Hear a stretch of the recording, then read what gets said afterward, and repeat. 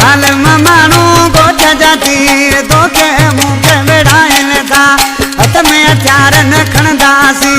तेसी पाण में पिया विढ़ंदासीं ज़ालिम माण्हू ॻोठ जा थी तोखे मूंखे विढ़ाइनि था ज़ालिम माण्हू ॻोठ जा थी तोखे मूंखे विढ़ाइनि था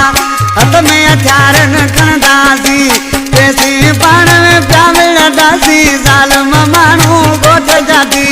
तोखे मूंखे विढ़ाइनि था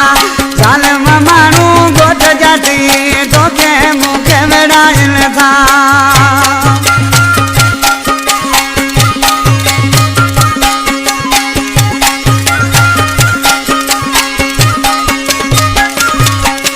चमचनि जो कमु कहिड़ो आहे तिन्हनि जो कमु इहो आहे चमचनि जो कमु कहिड़ो आहे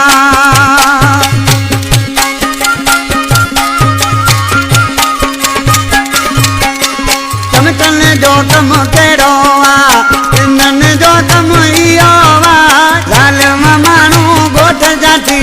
तोखे मूंखे विढ़ाइनि था हथ में हथियार न खणंदासीं तेसी पाण में पिया विढ़ंदासीं ज़ालिम माण्हू ॻोठ जा थी तोखे मूंखे विढ़ाइनि था ज़ालिम माण्हू ॻोठ जा थी तोखे मूंखे विढ़ाइनि था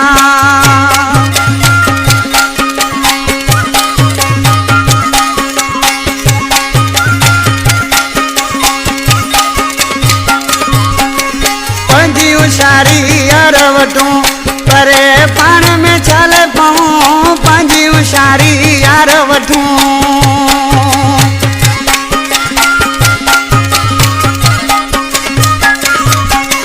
पंहिंजी होशियारी यार वठूं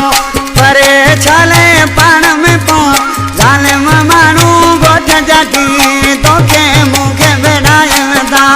ज़ालिम माण्हू ॻोठ जा थी तोखे मूंखे विढ़ाइनि था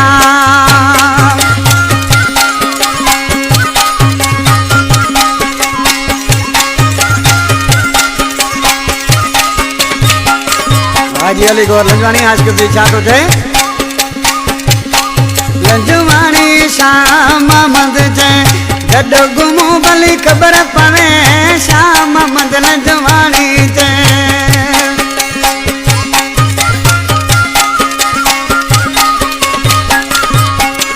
लंजवाणी शाह मोहम्मद चए गॾु घुमूं भली ख़बर पवे ज़ालिम माण्हू ॻोठ जा थी तोखे मूंखे विढ़ाइनि था हथ में हथियार न खणंदासीं तेसी पाण में पिया विढ़ंदासीं ज़ालिम माण्हू ॻोठ जा थी तोखे मूंखे विढ़ाइनि था